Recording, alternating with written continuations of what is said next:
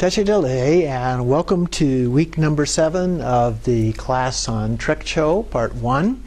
This week we are looking at the nature of mind is clear light, the second line in the verse the Dalai Lama was referring to in the teachings last week. The mind is devoid of mind, for the nature of mind is clear light. So it's that second line now that he turns to in this particular commentary. So we're on page 168 in the text, if you're following along there. And so moving then to the top of 169, it talks about the clear light nature of mind having two levels. And the first one is emptiness of the mind, the objective clear light, and the other one is clarity and awareness, the nature of mind. Of the nature of mind, the subjective experience of clear light. So basically we have this objective idea of what clear light is, and then we also have this experience of clear light. And so the essential nature is this clarity and awareness of this experience that we have. So then he goes on to compare clear light in the highest Yoga Tantra. And he says the emphasis there is on developing and exploring the clear light nature of mind. And again, there are two levels within highest Yoga Tantra. At the top of page 170, he says the first one is conceptualization, and the other one is a very subtle one of the four empties. Now, in the natural liberation class, you recall that we talked first about the four joys, and then we talked about the four empties. These are the four empties that he is referring to here. And he talks about it as 4 degrees in the experience of emptiness. And the labels vary a little bit from one source to another, but he refers to them as empty, very empty, great empty, and all empty, or the latter being ultimate clear light. He also then talks a little bit about these in the context of different forms of Tantra, referring to the Father, Mother, and non-dual Tantra here, starting first with the Father Tantra, and he gives the example of Guhya Samaja as a Father Tantra, and the main emphasis here is on prajna, or the vital energies, within the subtle channels. In the Mother Tantras, and he uses the example here of Haruka, the main emphasis is on visualizing the subtle essences or tigli at the vital points within those channels. And then we experience the four joys. So this is a little bit different organization than the structure that Padmasambhava taught that we use in the natural liberation. So we do find different ways, different approaches, of course, among different lineages here. In both of these cases, he says the experience of clear light is brought about through utilizing the coarse levels of mind. So the coarse levels of mind would be our normal conceptual thinking processes. And then he talks about it a little bit in terms of Kala Chakra. Kala Chakra is often referred to as being a non-dual Tantra as a part of that. And talking about it in terms of illusory body and so forth. Now, in Togao then, he goes on at the bottom of the page and says that it is not an aspect of mind at all, but an aspect of primordial awareness or wisdom. So he's differentiating between mind. Now sometimes we see the word mind used in different ways. And so sometimes you might think of it in terms of ordinary mind as with a small m, and the nature of mind, if you will, with a capital M. We do see that kind of a reference somewhere. But here he's talking about it as primordial awareness or wisdom. So that would be pure awareness of Rigpa that we have in these practices. In the writings of the new translation schools of Tantra, there is also explicit mention of how practitioners, having experienced the ultimate clear light, should engage in certain kinds of conduct. These are to help the practitioner transcend the polarities of normal ethical conventions. So sometimes in the Dzogchen practices we talk about crazy wisdom, where you can engage in things. And remember, the ethical position of Dzogchen is basically there are no rules. But but it's a slippery slope. You have to be a little bit careful on how you interpret that and translate that. And here he's explaining that this also applies to some degree within the Tantra tradition. And so the purpose here, as he says, is to help the practitioner transcend the polarities of normal ethical conventions. That is, where we think of something as good or bad. And so, as Shakespeare pointed out in Hamlet, thinking makes it so. And so as we think about these things, we apply those labels and we say this is good and that is bad and so forth. But here what we're trying to do is transcend that. And so that's the basic idea that he's referring to here, and that's particularly true within the Dzogchen practices. And so he says, well, usually these are the ones that carry various negative connotations. We usually don't say these kinds of things about ones that carry good connotations. So it's the negative ones. But he also refers to himself here and says, for someone like me, it would be rather difficult. So the idea of transcending these rules, if you will. And then he mentions the Nyingma tradition of Dzogchen and conduct, including action and appearances, and just leave them as they are. And so that's the idea here, that it transcends the idea of the need for any rules. Now, I usually think about it in terms of the statement that Padmasambhava made about these things, where he starts off by saying, my mind is vast as space, or vast as the sky, depending on the translation, and yet my behavior is as fine as barley flour. And so the difference between the ultimate and the relative, and how to balance those two together. The reason why these virtuous states of mind need to be dissolved is not that they are in some way negative or neutral, but rather that they are conceptual thought processes. So when we're thinking about them, that's what results in our attachment or aversion to those things. If we don't think about them, then we no longer get caught up in those kinds of thought processes, and the thought processes then leading to various other kinds of afflictive emotions associated with those. Now then he goes on page 172, 173, and talks about other lineages and how they approach some of this from the point of view of the highest Yoga Tantra, and particularly the focus on clear light in each of these. On page 173, in the second paragraph, he says, in Dzogchen, however, alaya is distinguished from Dharmakaya. So we're talking about the forms of consciousness here. And in Dzogchen, the alaya consciousness, we have the 6 forms of consciousness that are very standard throughout the Tibetan Buddhist tradition. So we have the 5 sense consciousnesses, and then the thought process, if you will, form of consciousness. And then the alaya consciousness is usually articulated as a being above that. But different branches of Buddhism have different thoughts and feelings about those different philosophical ways of saying that. But here he's saying that alaya is usually distinguished from Dharmakaya. The alaya is often referred to as a neutral state. But when you recognize Rigpa, this alaya is dispelled. In that gap comes a growing experience of clear and vivid Rigpa. Another way of thinking about it, and the way that I articulate it in my book on innate happiness, is that the alaya consciousness is considered to be the storehouse consciousness. That's where all of the things that the actions that we have and the seeds of karma get stored, and then those then manifest. So that's one way of thinking about alaya consciousness.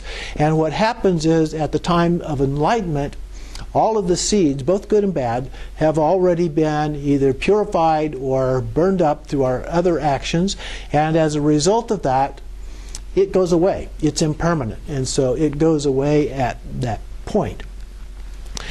Then he goes on and discusses a little bit more about the Gelugpa point of view of some of these and so forth. On page 174, you can read those about the other lineages rather than go into them in this discussion.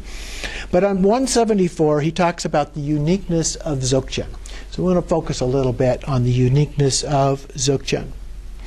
In Dzogchen, you do not employ the coarse levels of mind. Right from the beginning, you make the experience of clear light itself manifest. Now we could substitute Rigpa for clear light in here. So the focus right from the very beginning in Dzogchen is directly on that experience. And so then he goes on, skip forward a little bit to 176, and he has a quotation here at the top of the page. In Dzogchen, on the basis of the clear light itself, the way in which the clear light abides is made vivid and certain by the aspect of Rigpa, or knowing. So there's an element here, we talk about Buddha nature, luminous emptiness. That luminous is a way of knowing, a gnosis, a direct experience kind of understanding, as opposed to a cognitive understanding. This is free from an overlay of delusion and from any corrupting effect due to conceptual thoughts that will inhibit the experience of clear light. So again, it's that direct experience that is very important here. Now he goes on and talks about two forms of Rigpa. The first one, he uses the term effulgent Rigpa, or Rigpa as energy that arises from the ground as the appearance of the ground. Now, in this context, what he's talking about is the Rigpa experience, particularly in Togao. Now, normally we have an experience of Rigpa that develops in the Trekcho first, and then we go on into Togao. But we'll see in a little bit that what he's referring to here in effulgent Rigpa is not manifestations in terms of the things that we see, although you will see texts that refer to it in that way. So we have the manifestations of Rigpa. Everything is a manifestation of Rigpa, if you will, just as a reflection is a manifestation of a mirror. So here, though, it's really referring to the Togao practices. The fundamental innate mind of clear light is considered to be the nature of mind, or, in the very last line on the page, the ground or root of all consciousness. So at this point, the coarse consciousness ceases, and then Rigpa is an extraordinary and special case of clarity and awareness. So this indwelling clear light is what is called essential Rigpa. So we have the effulgent Rigpa, which is this manifestation, and we have the essential Rigpa, or this indwelling clear light, our basic nature, our Buddha nature, if you will. Everything is permeated by clear awareness. So when sensory objects are manifesting, this is effulgent Rigpa. So in this case, what he's talking about are the ordinary things that appear. So he's applying this term in that kind of a context, or the energy of Rigpa, even while coarse consciousness is evident. In the very thick of arising thoughts, you experience this extraordinary state of unimpeded, all-penetrating Rigpa, an awareness that is able to hold its own ground. But gradually, your experience of this becomes deeper and deeper. So as we do this, the more that we do it, the better we understand it experientially, and our experience becomes a deeper and deeper experience as a part of that. So then he goes on, I'm on 178 here, the middle of the page. Rigpa comes to the fore. There is no inner and no outer, nothing like this or that. So again, we begin to transcend the concepts of this. There's no duality associated with it. And in the next paragraph, Rigpa is directly introduced and recognized.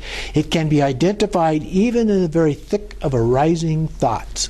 So as we become more accustomed to this, we're able to stay in a state where we recognize the Rigpa even as we're going about doing other kinds of things. So later on we begin to talk about meditation. Everything is meditation, or even sometimes referred to as no meditation, because it's just this state of Rigpa that we recognize constantly.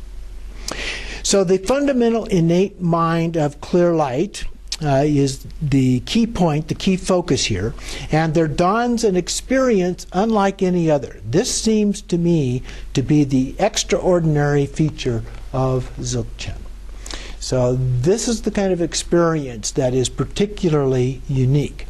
And then he quotes Dzogchen, and in the middle of that he says, "Clear light is brought forth, and we make it your unique focus." So that's a very concise way of describing what he had described previously. And then in the next paragraph, if you cannot focus on a key point of practice at this point, it is very difficult to make distinction between thought and clear light. So there's this dualistic aspect of being able to understand the clear light and understand ordinary thoughts. And again, we can use the mirror example. The mirror is separate from the reflection, and yet they are also one, because you can't have a mirror without a reflection. You can't have a reflection without the mirror, if you will. At the bottom of the page, 179, is another quote, and down on the fourth line, "The ultimate key point is an awareness that can clearly perceive the way in which basic space and wisdom are present. The realization of clear light radiates in splendor, becoming clearer and clearer like 100 million suns." And that expression, the 100 million suns, is often used in Dzogchen texts. You'll see that over and over. So this experience becomes more and more intense as you go through it. In the beginning, it becomes somewhat challenging to stay with this while you're doing other kinds of things. But as this becomes more intense, as it becomes a deeper kind of an experience, it just becomes the way that we see things without thinking about it. We just do that. So on page 180, below the quote on the third line in the next paragraph, in Dzogchen, while thoughts are active, Rigpa permeates them all. Even attachment and aversion, there remains a pervasive quality of clear light Rigpa. And then below the quote again, even in post-meditation, while the six consciousnesses are functioning, consequently even situations such as these must be considered as meditation. There's no split between subject and object, no difference between meditation and post-meditation. So that's what I was referring to, as we get to this experience and we have this really deep, intense experience of Rigpa. That just carries forward into everything else that we do. And so then there's no difference whether we're sitting in a formal meditation, whether we're doing shamatha practice, we're doing a deity yoga practice, or we're doing a Trekcho practice. All of those things, we have that same kind of an experience. Or whether we're washing the dishes or driving the car or anything else. I mean, that experience is always with us. And then on top of page 181, this is really important. It is not a matter of resting in a state where at the same time as the six consciousnesses are functioning, our present consciousness is simply not thinking about or engaging in its objects. This is the main point. But there is a great danger that people can become confused about this. So up until you get some real good, deep experiences of these things, this can become a little bit confusing in terms of how do you understand the difference, and then how do those things come together as one taste. And so then he goes on and quotes again Dzogchen, and then comments on that regarding effulgent Rigpa, where he continues, "Here the aware aspect of clear light or effulgent Rigpa is stripped bare, and you penetrate further into the depths of clear light to what is called attaining warmth. In Dzogchen, the aware aspect of clear light is such that even while objects seem to arise, and then he breaks out of the quote, he says, Rigpa is still present." So that's the idea that we're talking about here. Rigpa is still present, and we know experientially that it is still present. So that is what is really important. We get past the conceptualization of all of this to the point of experiencing it, and we constantly experience it. It takes some time.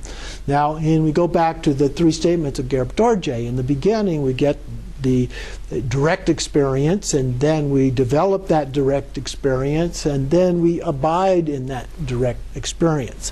So at this level, what he's talking about is that third one, where we're able to then just stay at that level constantly.